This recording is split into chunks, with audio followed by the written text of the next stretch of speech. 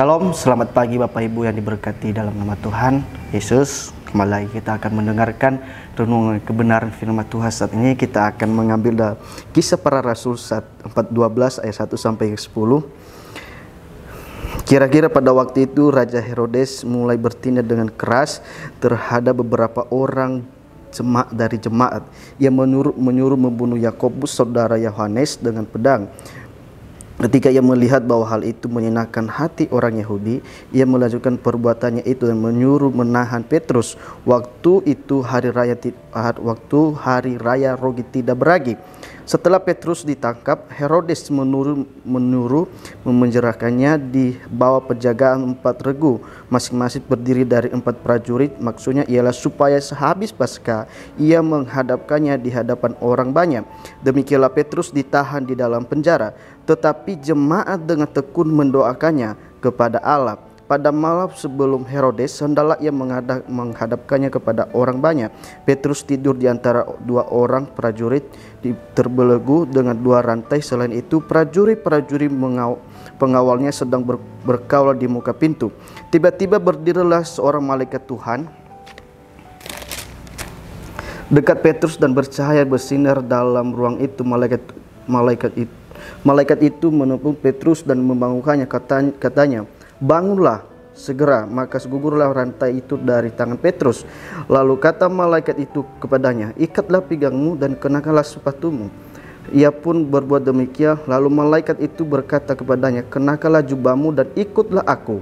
Lalu ia mengikuti malaikat itu dan keluar. Dan ia tidak tahu bahwa apa yang dilakukan malaikat itu sungguh-sungguh terjadi. Sangkanya ia melihat sesuatu penglihatan. Setelah mereka melalui tempat yang kawal pertama dan tempat kawal yang kedua, sampailah mereka ke pintu gerbang besi yang menuju ke kota. Pintu itu terbuka dan sendirinya bagi mereka. Sesudah itu di luar mereka berjalan sampai ke ujung jalan, dan tiba-tibalah malaikat itu meninggalkan dia. Apa ini berkati dalam ayat ini? Bagaimana kisah Petrus waktu di penjara? Apa ini berkati saya akan memberikan judul kepada kita pada pagi hari ini. Pertolongan Tuhan tidak pernah terlambat, selalu tepat pada waktunya. Apa ini berkati kalau kita perhatikan dalam ayat ini, kalau kita perhatikan bagaimana kisah Petrus di dalam penjara, bagaimana ketika dia ditangkap, ada suatu dalam ayat yang kelima. Kalau kita perhatikan dalam ayat yang kelima itu ayat terakhir, demikianlah Petrus ditahan dalam penjara, tetapi jemaat dengan tekun mendoakannya kepada Allah. Apa ini berkati? Kenapa Petrus kuat di dalam penjara? Karena ada dukungan doa dari jemaat-jemaat. Karena ada kekuatan doa yang selalu menguatkannya. Kalau kita perhatikan dalam Yakobus dalam Yakobus 5 ayat 16. Dalam Yakobus 5 ayat 16, "Karena itu hendaklah kamu saling mengaku dosamu dan saling mendoakan supaya kamu sembuh.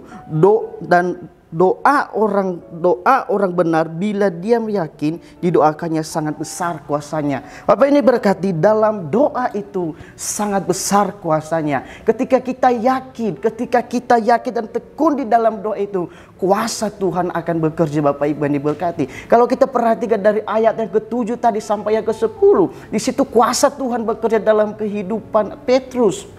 Ada kuasa Tuhan yang selalu menyertai dia sehingga dia keluar dari penjara. Ada pertolongan Tuhan selalu tepat waktunya.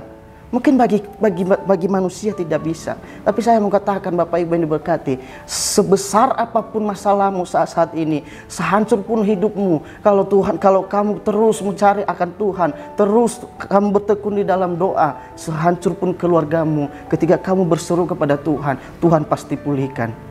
Karena doa itu adalah besar kuasanya. Ketika kamu yakin besar itu kuasanya, Bapak Ibu. Oleh karena itu jangan pernah meninggalkan namanya tetap berdoa kepada Tuhan. Karena di dalam doa itu ada kuasa Tuhan. Mari Bapak Ibu diberkati. Tetap terus. Kalau kita perhatikan bagaimana jemaat-jemaat ini, mereka mendoakan Petrus supaya ada kekuatan dari Tuhan. supaya ada supaya Tuhan menyertai kehidupannya. Kalau kita perhatikan dari Yakobus tadi, Yakobus 5 ayat yang ke-16 ayat yang terakhir berkata, doa orang benar bila dengan yakin didoakannya sangat besar kuasanya. Bapak Ibu, ini berkati ketika kita yakin akan besar kuasanya doa itu.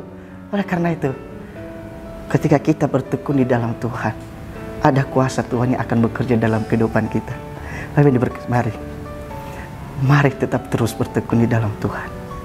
Jemaat-jemaat ini, mereka saling mendoakan, mereka saling bertekun di dalam Tuhan. Mungkin hari-hari ini Bapak Ibu berkati, hidupmu lagi hancur-hancur, usahamu dalam keadaan bangkrut. Tapi ketika kamu bertekun dalam Tuhan, usahamu akan dipulihkan Tuhan. Ada kuasa Tuhan yang bekerja. Mungkin keluargamu saat ini dalam keadaan hancur, mungkin berantakan, mungkin usahamu belum bangkit. Tapi ketika kamu bertekun berdoa di dalam Tuhan, usahamu akan bangkit. Ada kuasa Tuhan yang bekerja. Mungkin hari ini banyak masalah yang kamu hadapi, mungkin banyak persoalan yang kamu hadapi. Tapi percaya Bapak Ibu diberkati, ketika kamu berdoa, ada kuasa Tuhan yang bekerja di dalamnya. Kalau kita perhatikan bagaimana kisah Petrus ini, bagaimana jemaat-jemaat ini mereka terus bertekun. Mereka terus bertekun kepada Tuhan, mendoakan Petrus, saling mendoakan. Bapak Ibu diberkati. Kalau kita perhatikan dalam ayat yang ke-12 tadi, kembali dalam ayat yang ke-12, dari ayat yang ke-7 sampai yang ke-10, bagaimana itu yang dialami Petrus, kuasa Tuhan bekerja dalam kehidupannya. Semua belegu-belegu dalam dirinya terlepas, dalam tangannya terlepas.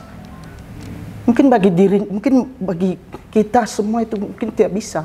Persoalan yang kamu hadapi saat ini, mungkin kamu tidak mampu.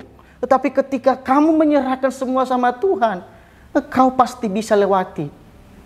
Mungkin hari-hari ini kamu masih belum bisa lewati persoalan hidup itu. Tetapi ketika kamu berserah dan berdoa kepada Tuhan, selalu Tuhan mempunyai cara untuk memberikan kepada kita jalan yang benar. Mari Bapak Ibu diberkati.